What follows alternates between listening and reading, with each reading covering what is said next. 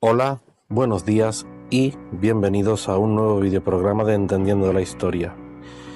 Y hoy vamos a hablaros de uno de los hechos más importantes en Norteamérica. Y estamos hablando de la Declaración de Independencia de los Estados Unidos.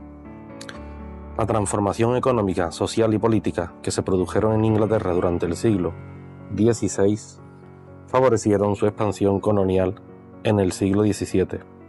Además, había grupos de hombres dispuestos a migrar para colonizar nuevos territorios y comenzar una nueva vida. La reforma religiosa realizada por Enrique VIII había producido fuertes encuentros entre la corona y algunos sectores de la sociedad que se oponían a la religión anglicana y que preferían abandonar Inglaterra para practicar libremente su fe. Fue una solución para muchos perseguidos por cuestiones religiosas en los primeros años del siglo XVII. Por otro lado, hombres de negocios organizaron compañías colonizadoras para la explotación de diversos minerales y metales preciosos que creían que había. Por ejemplo, las compañías de Londres y las de Plymouth, con objeto de extraer oro en estas tierras. Inglaterra instaló 13 colonias, siendo la primera la de Virginia, en honor a Isabel I, la reina virgen. Estas eran pobres, no contaban con yacimientos de metales preciosos ni con una población indígena densa y estable para la mano de obra. Su población crecía lentamente y faltaban capitales para fomentar el crecimiento. Después de la guerra de 7 años entre Inglaterra contra Francia, la corona quiso que las colonias les ayudasen a pagar la enorme deuda militar de alrededor de 150 millones de libras esterlinas.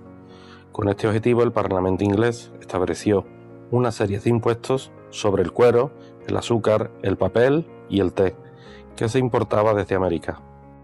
Con estas medidas, los colonos temieron que todas las libertades que habían disfrutado hasta el momento empezaran a venirse abajo de repente. También podía significar un revés importante para el comercio que los colonos desarrollaban. Viendo el cariz que estaba tomando los acontecimientos, el Parlamento británico decidió derogar la primera de las leyes, la de las estampillas, pero al mismo tiempo intensificó la segunda, la de alojamiento, enviando oficiales de aduanas a las ciudades de Boston para que recolectaran las cuotas. Los colonos no lo aceptaron y se negaron a obedecer a los ocupantes, por lo que estos reaccionaron mandando soldados a Boston.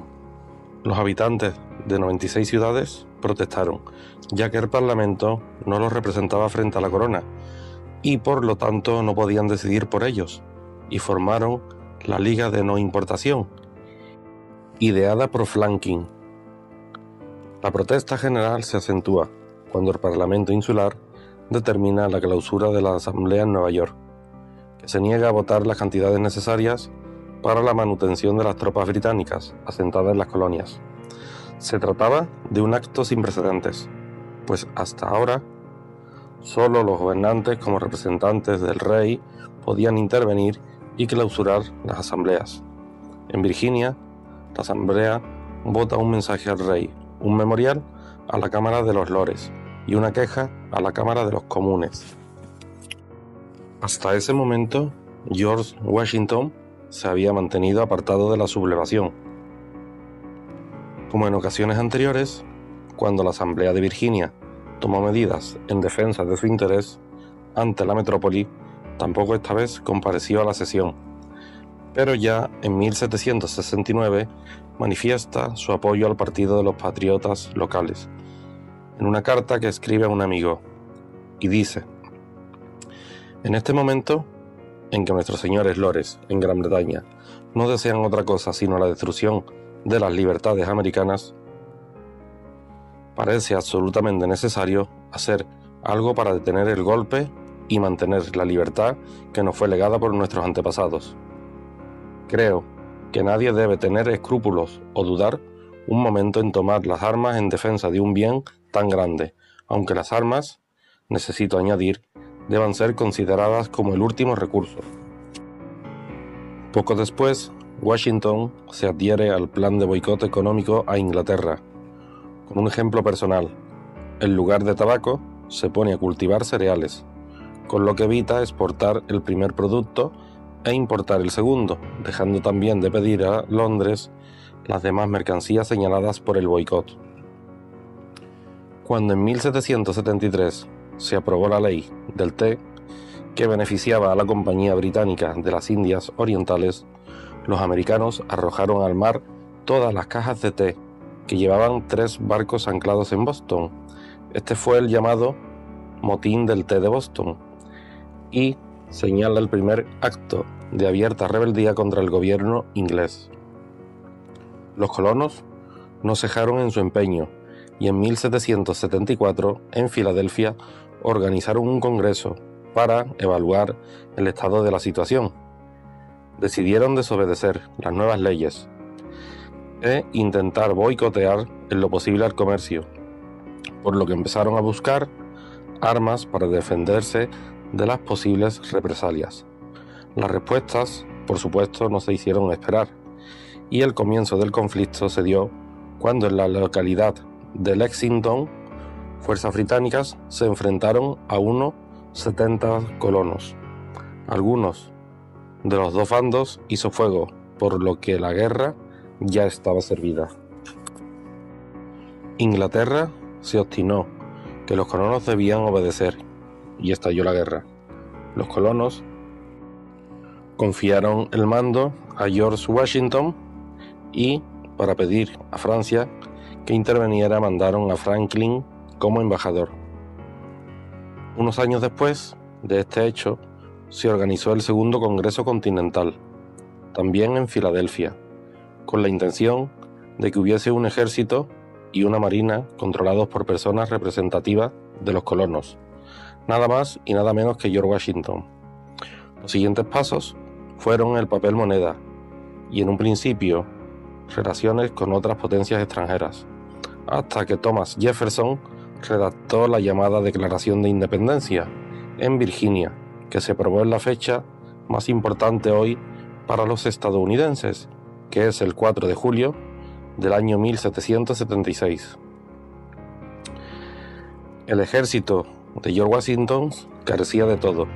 Estaba desorganizado, sin armas, sin pólvora, sin ropas y sin provisiones. Solamente pudo adquirir una cosa con rapidez: la disciplina, pero carecía de los conocimientos tácticos de los bien organizados regimientos ingleses. Estos, en cambio, no luchaban por su tierra y su moral era bastante baja. En 1777, los americanos vencieron a los ingleses en la batalla de Saratoga. Entretanto, había llegado un ejército francés y España había mandado provisiones y armas procedentes de México y de las Antillas. En el año 1781, unos 8.000 soldados británicos fueron rodeados en Georgetown, Virginia, por la Alianza Franco-Norteamericana, bajo las órdenes del general George Washington.